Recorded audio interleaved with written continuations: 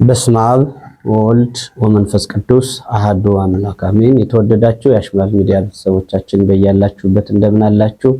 ሰላም እግዚአብሔር ከሁላችን ጋር ይሁን። ዛሬም የትንቢተ ዳንኤል ማብራሪያችን እንቀጥላለን። ትንቢተ ዳንኤል ምዕራፍ 6 ደርሰናል። የትንቢተ ዳንኤል ከምዕራፍ 1 ከመቅደሙ ጀምረን እስከ ምዕራፍ 6 ደርሰናል። ዛሬ የምንነጋገረው ስለ ምዕራፍ 6 ነው። ባጭር ዋና የሚባሉ ነገሮችን እያነሳን ያለ ነው።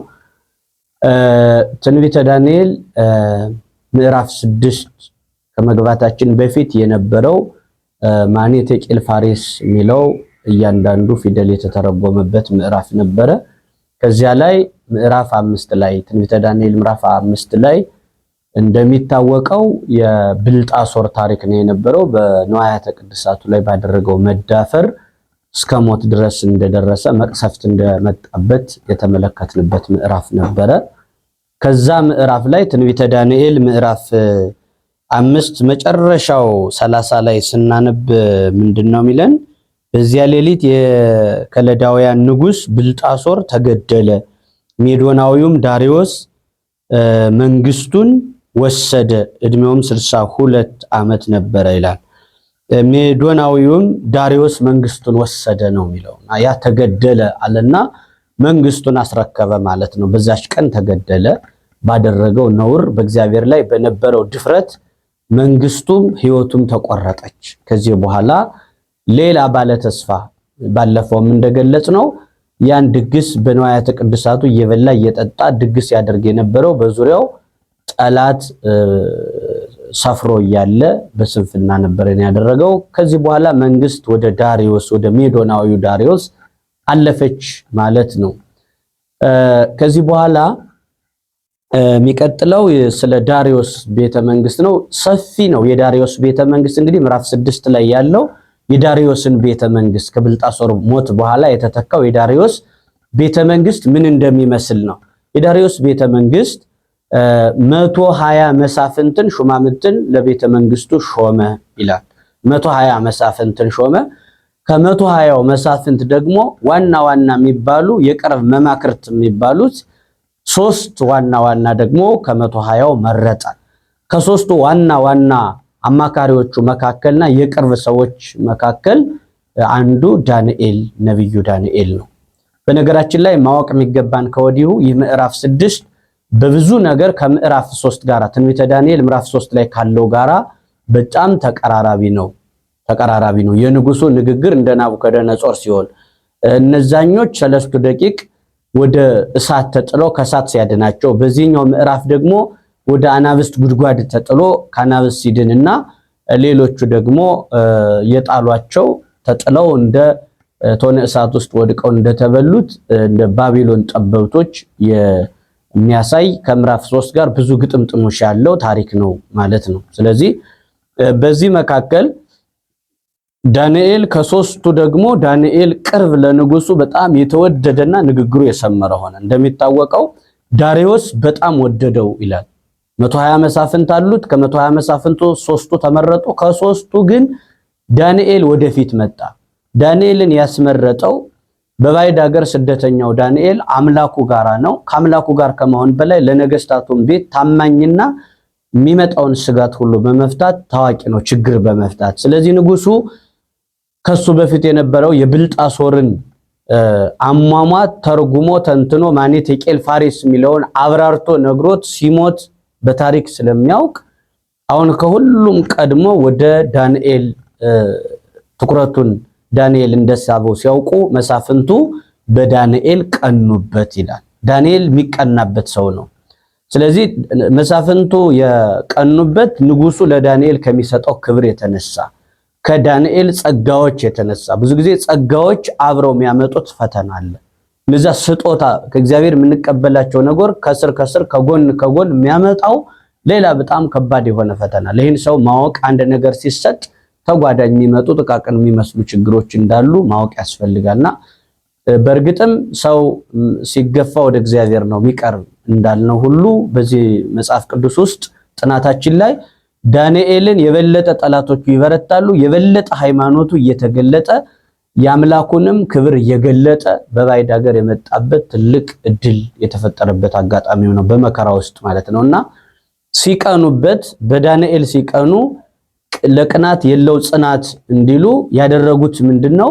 ዳንኤልን ከንጉሱ ለማጋጨት ይህ 120 መሳፍንት የሚባለው ባንድ ላይ በዳንኤል ላይ መምከር ጀመረ። ምክሩ ምንድነው? ዳንኤልን እንዴት እናጥፋው፣ እንዴት እናጥምደው፣ ስልጣን ለሱ እንዳትሆን። ይህ በጣም ትልቁ የቤተ መንግስቱ ሴራ የተገለጠበት ምዕራፍ ነው።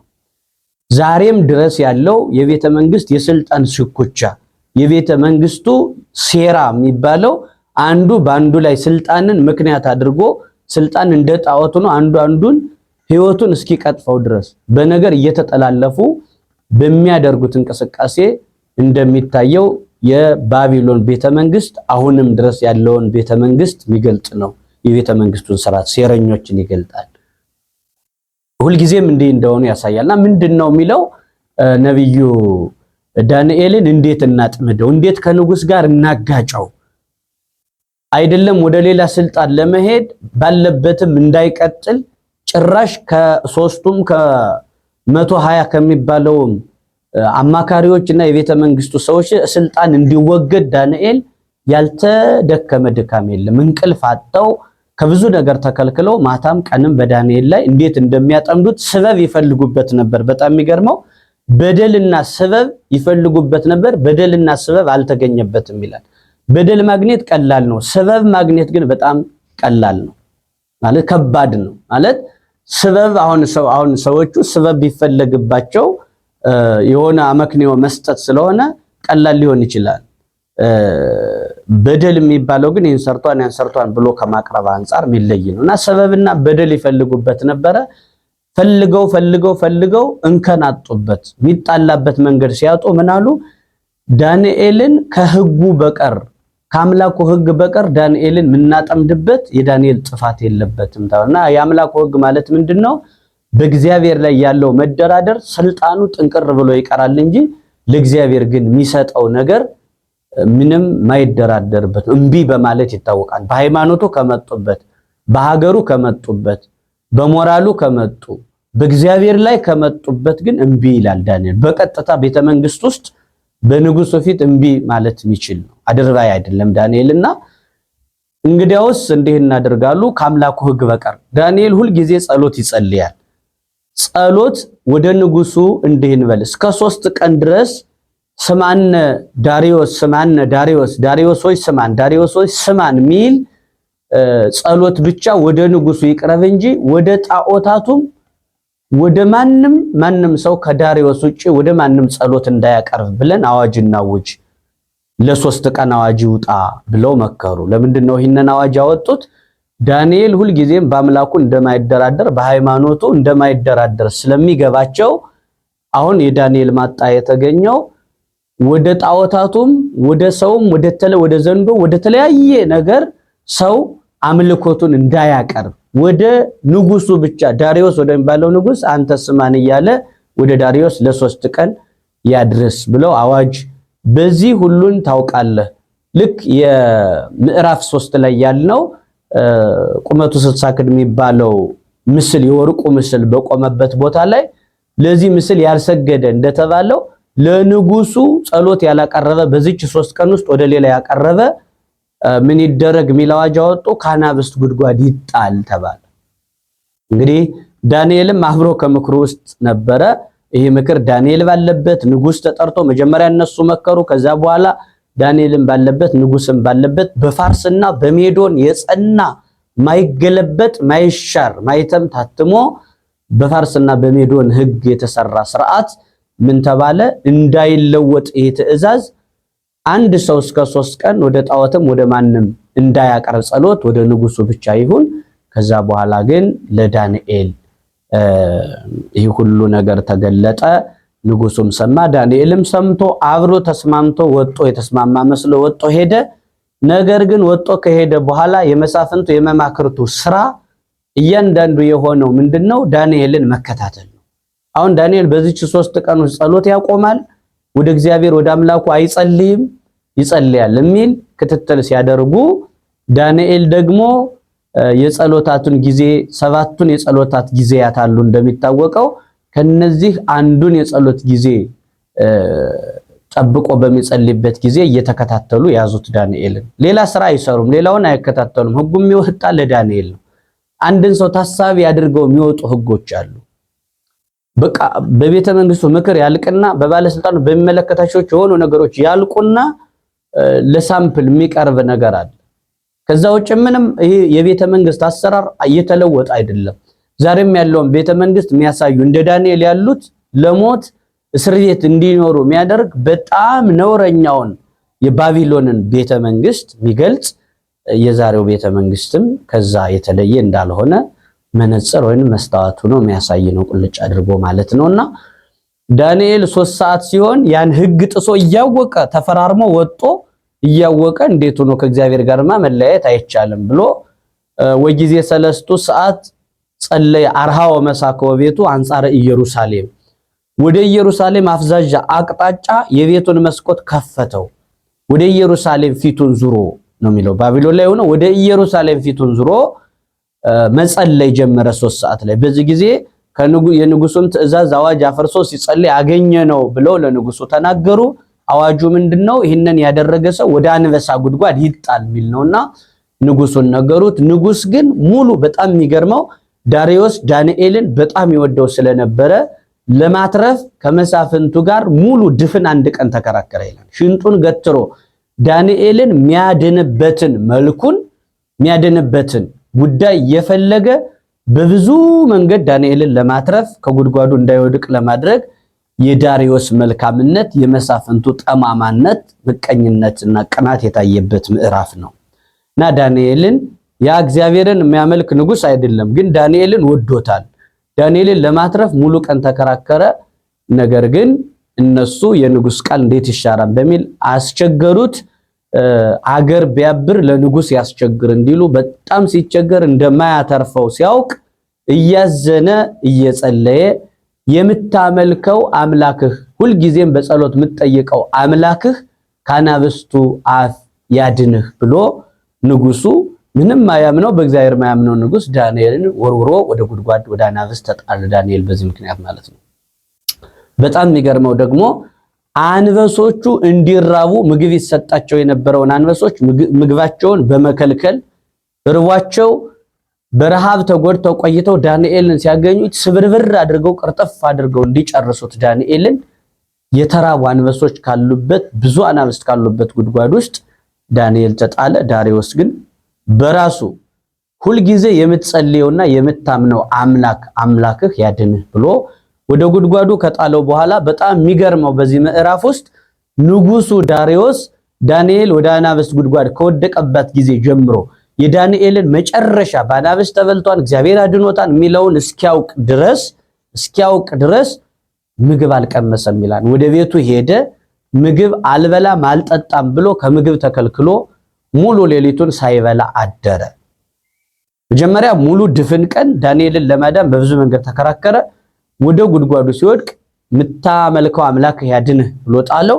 ሌሊቱን ሙሉ ምግብም ሳይበላ እንቅልፍ አጥቶ አደረ ይላል። በጣም ሲቸገር አንዳንድ ጉዳይ ከባድ ጉዳይ ያለበት ሰው ሌሊቱን ሙሉ ብክንክን ሲል በሐሳብ ሲያወጣ ሲያወርድ እንደሚያድረው ይሄ ንጉስ የዳንኤል ጉዳይ አጀንዳው ሆነና እንቅልፍ ሳይተኛ ምግብ ሳይበላ አደረ ሙሉ ሌሊቱን። ከዛ በኋላ ግን በጧቱ ገስግሶ እንደ ኪዳን አድራሽ ዳንኤል ከወደቀበት ጉድጓድ በጧቱ በሌሊቱ ገስግሶ ሄዶ ዳሪዮስ ተገኘና ዳንኤል የአምላክ አገልጋይ ዳንኤል ሆይ የምታመልከው አምላክህ ካናብስቱ ጉድጓድ አዳነ ሆይ ብሎ ለመጠየቅ በጧቱ ሄደ። ጉድጓዱ ግን ምን ሆኖ ነበር ልናውቀው የሚገባ። ልክ ዳንኤልን ወደ ጉድጓዱ ሲጥሉት ንጉሱ በማይተም ዘጋው። በንጉሱ ማይተም ታተመ፣ ተቆለፈ። መቆለፊያ ወበህልቀተ መገብቱ ይላል። ለምንድነው በእነሱም በመሳፍንቱም በንጉሱም ማይተም ታተመ ወይም በመሳፍንቱም በንጉሱም ቁልፍ ተቆለፈ? በሁለት ቁልፍ የሚቆለፈው ለምንድነው? ወይም በሁለት ማይተም የሚታተመው ለምንድነው ካልን ንጉሱ በጣም በቅናት ተነሳስተው ዳንኤልን በተንኮል እንደሚያስጥሉት አሁን ገብቶታል። ስለዚህ በተንኮል ስለሆነ ያስጣሉት አናብስት በሉት ብለው አውጥተው ወስደው ጉዳት እንዳያደርሱበት በራሱ ማይተም አተመው ይላል። በእነሱ ማይተም የታተመው ለምንድን ነው ሲሉ ንጉሱ ለማዳን ሙሉ ቀኑን ለማትረፍ ሲያደርገው በዋለው ክርክር ላይ ዳንኤል እንደሚወደው አውቀዋልና አውጥቶ በተለያየ መንገድ የማትረፍ ስራ እንዳይሰራ በእነሱም ማይተም በንጉሱም ማይተም በእነሱ ቁልፍ በሱም ቁልፍ ታተሙ በዛ ጉድጓድ ተጥሏን። ጧት ሂዶ ግን የምታመልከው አምላክ አዳነ ሆይ ብሎ ሲጮህ የማድነው አምላኬ በፊቴ ቅንነት ተገንቶብኛልና በእግዚአብሔርም ፊት ቅንነት ተገንቶብኛል በንጉስም ዘንድ ኃጢአት የለበደል አልሰራሁምና አምላኬ መልአኩን ልኮ ያናብስቱን አፍ ዘጋ አለ። በጣም ይገርማል። እነሱ በመቆለፊያ የአናብስቱን ጉድጓድ ዘጉ፣ እግዚአብሔር ደግሞ ያናብስቱን አፍ ዘጋ መልአኩን ልኮ። የመላእክት ተራዳይነት በዚህ ምዕራፍ ውስጥ ነው የሚታወቀው። ቅዱሳን መላእክት በምልጃ ያስፈልጋሉ ያስፈልጋሉ የሚለውን ሚጥስ ማስረጃ ሆኖ የሚቀርብልን በዚህ ምዕራፍ ውስጥ የመላእክትም አገልግሎት ታይቶበታል። እግዚአብሔር መልአኩን ልኮ ይላል ዳንኤል ያናብስቱን አፍ ዘጋ ይላል። ወኮኑ ከመድመታት ነው የሚለው። እንደ ድመት ትቢያ እንደሚልስ ድመት ዳንኤልን ተርበው እያሉ ትቢያውን ይልሳሉ። የጸሎት ውጤት ነው። በእምነት የምትደረግ ጸሎት ሁሉ እናንተ ብታምኑ የሰናፍጭ ቅንጣት እምነት ቢኖራችሁ ይህን ተራራ ታፈልሳላችሁ።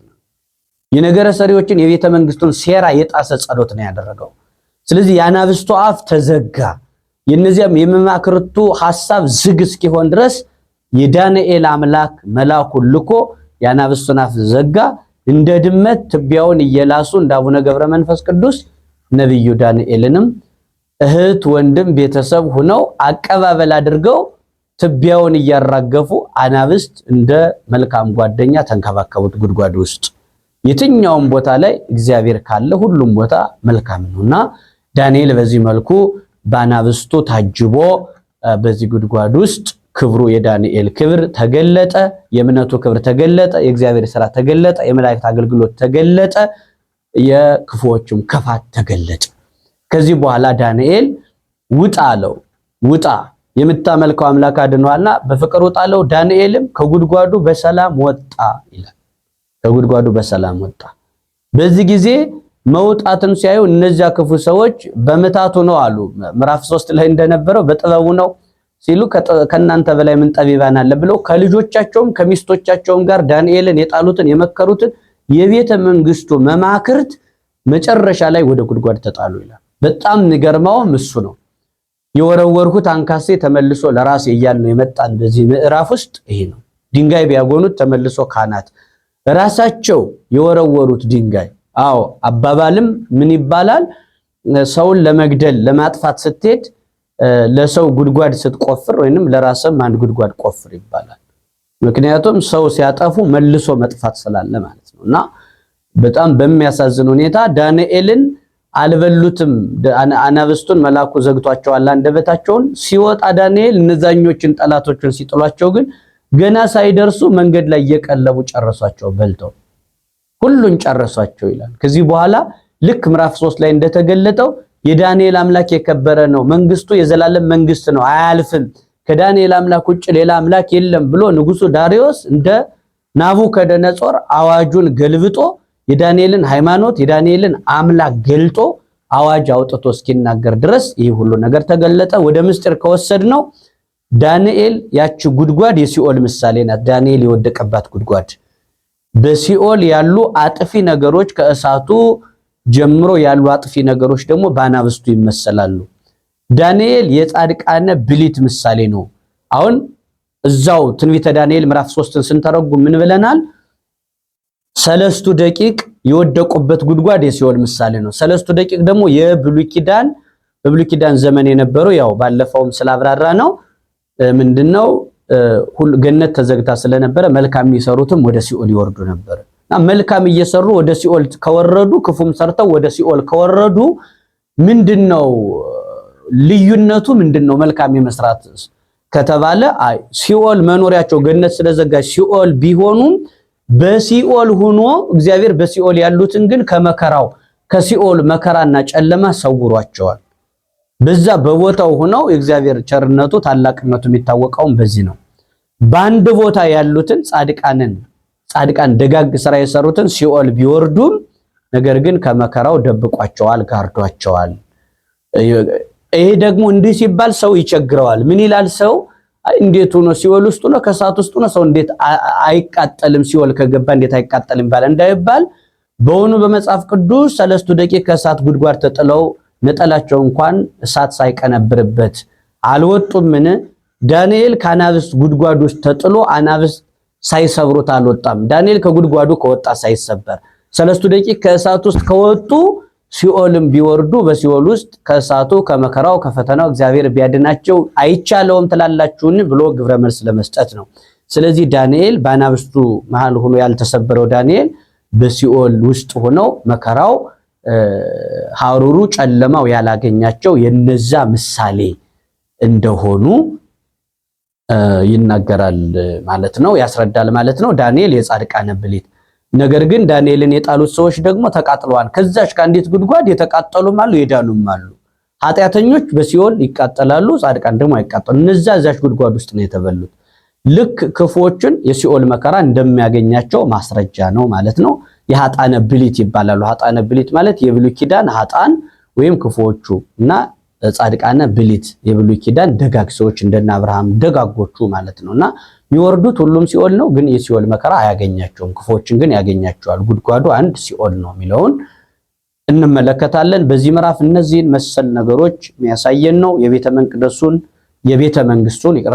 መንግስቱን ሴራ ትልቅ ሴራ የምናይበት 120 መሳፍንት ባንድ ላይ መክረው ዳንኤል ወደ ጉድጓድ በቅናት ምክንያት የተጣለበት የዳንኤል እምቢ ማለቱ በሃይማኖትና በእግዚአብሔር ማይደራደር መሆኑ ወጣት ነው ያለው ከሰው ሀገር ነው። በሃይማኖቱ ግን ማይበገር አምላኩን የሚገልጥ እምቢ የሚል የጽኑ ክርስቲያኖች ማሳያ የሆነ የጻድቃነ ብሊት ምሳሌ የሆነ እንግዲህ እግዚአብሔር የአናብስቱን አፍ በመላኩ በኩል ዘጋ፣ ነገስታቱና መሳፍንቱ ደግሞ የጉድጓዱን አፍ እንደዘጉ የምናይበት የእግዚአብሔር እውነት የተገለጠበት ምዕራፍ ነው።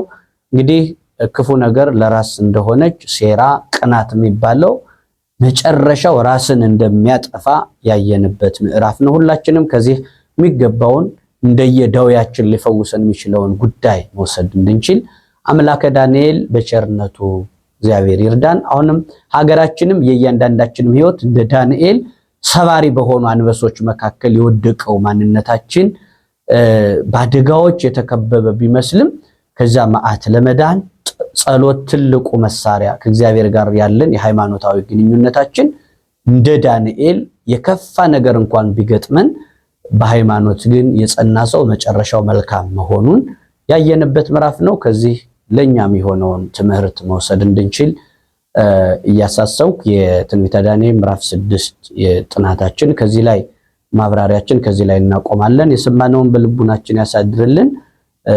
ሼር ላይክ በማድረግ ሰብስክራይብ በማድረግ ለሌሎችም በማዳረስ የተለመደ መልካምነታችሁን ቀጥሉ እያልን እዚህ ላይ እናቆማለን። እግዚአብሔር ይስጥልን።